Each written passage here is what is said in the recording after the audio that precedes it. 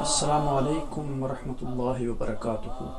خلاصہ قرآن کی اس مجلس میں میں آپ کو خوش آمدید کہتا ہوں اور دعا گو ہوں کہ اللہ سبحانہ و تعالی ہمیں حق بات کہنے، سننے، سمجھنے اور اس پر عمل کرنے کی توفیق عطا فرمائے۔ آج ہم اس مجلس میں سورہ کاف کے اہم مضامین اور خلاصہ پر گفتگو کریں گے۔ سورہ کاف مکی صورت ہے، اس میں 45 آیات اور 4 رکوع ہیں۔ یہ سورہ مبارکہ اسلام کے بنیادی عقائد پر مشتمل ہے۔ اسے عام طور پر نبی اکرم صلی اللہ علیہ وسلم جمعہ اور عیدین جیسے بڑے اجتماعات میں پڑھا کرتے تھے۔ اس سورہ مبارکہ کی ابتدا میں قرآن حکیم کی قسم کھائی گئی ہے اور قسم کا جواب معذوف ہے، یعنی کلام مذکور نہیں، اور وہ ہے لا یبعثن، انہیں مرنے کے بعد دوبارہ زندہ کیا جائے گا۔ یہ صورت بتاتی ہے کہ مشرکین کو دوسری زندگی اور انہی میں سے ایک انسان کے نبی بننے پر بڑا تعجب تھا۔ یہ آیت نمبر 2 اور 3 میں اس کا تذکرہ ہے۔ حالانکہ محسوسات کی دنیا میں ایسے عجائبات اور مخلوقات کی کوئی کمی نہیں ہے جن میں غور و فکر کر کے انسان اللہ کی بے پناہ قدرت کا ادراک کر سکتا ہے۔ یہ آیت نمبر 6 سے لے کر 11 تک کی آیات میں اس کا تذکرہ ہے۔ ان سے پہلے قوم نوح، قوم سمود اور قوم عاد اور قوم لوط، فرعون اور قوم شعیب کا راستہ اختیار کر کے بہت ساری قومیں ہلاکت سے دوچار ہو چکی ہیں۔ یہ آیت نمبر 12 سے لے کر 14 تک کی آیات میں ان مضامین کا تذکرہ ہے۔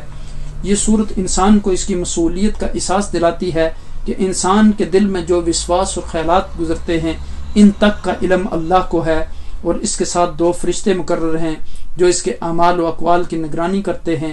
جب موت آئے گی تو وہ انسان کے اعمال نامہ کو لپیٹ دیں گے اور پھر اسے میدان حشر میں اپنے اعمال کا حساب دینا ہوگا۔ آیت نمبر 16 سے لے کر 37 تک کی آیات میں ان مضامین کا تذکرہ ہے۔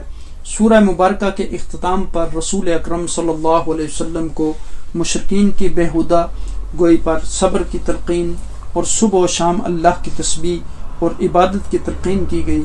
آیت نمبر 39 سے لے کر 40 تک کی آیات میں ان مضامین کا تذکرہ ہے۔ آخری آیت میں فرمایا گیا، یہ لوگ جو کچھ کہتے ہیں ہمیں خوب معلوم ہے اور تم ان پر زبردستی کرنے والے نہیں۔ جو ہمارے عذاب کی وعید سے ڈرے اسے قرآن سے نصیحت کرتے رہو۔ یعنی حضور نبی اکرم صلی اللہ علیہ وسلم کا وظیفہ جو ہے وہ دعوت دینا تھا، زبردستی کسی کو دین میں لانا نہیں تھا۔ سورہ کاف میں چند باتیں جن کا تذکرہ کیا گیا، چند باتیں اہم یہ ہیں: قیامت کا بیان کہ مرنے کے بعد دوبارہ زندہ کیا جائے گا، چونکہ مشرکین اس بات پر بڑا تعجب کا اظہار کرتے تھے کہ ہماری ہڈیاں بوسیدہ ہو جائیں گی تو کیسے؟ تو اللہ سبحانہ تعالیٰ نے کہا کہ جس طرح اللہ سبحانہ تعالیٰ پیدا کرنے پر قادر ہے اسی طرح وہ دوبارہ زندہ کرنے پر بھی قادر ہے۔ پھر قوم نوح، اصحاب رس، ثمود، عاد، فرعون اور اخوان لوط کی تکذیب کا بیان ہے۔ جہنم کی کشادگی اور جنت کی قربت کا تذکرہ ہے۔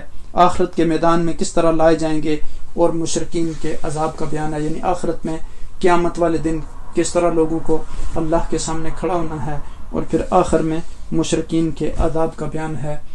اللہ کریم ہمیں اس سورہ مبارکہ کے جملہ مضامین پر عمل کرنے کی توفیق عطا فرمائے۔ پلیز اس ویڈیو کو دوسرے لوگوں کے ساتھ ضرور شیئر کریں تاکہ قرآن کے اس پیغام کو پھیلانے میں آپ بھی ہمارے معاون بنیں اور اجر عظیم کے مستحق ٹھہریں۔ جزاکم اللہ۔